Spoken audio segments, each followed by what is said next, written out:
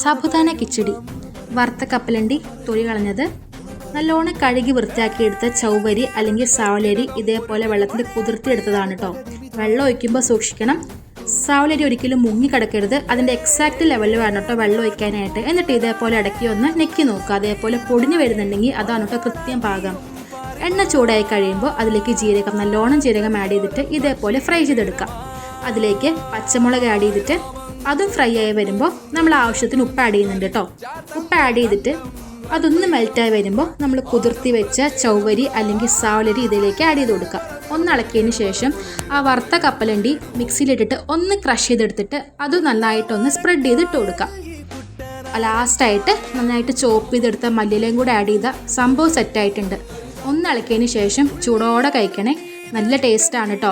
Recipe ഇഷ്ടമാവുകയാണെങ്കിൽ try ചെയ്ത് നോക്കണം. ഇതേപോലത്തെ റെസിപ്പീസ് ഇനി നിങ്ങൾക്ക് വേണമെങ്കിൽ എൻ്റെ ചാനൽ സബ്സ്ക്രൈബ് ചെയ്യണം കേട്ടോ.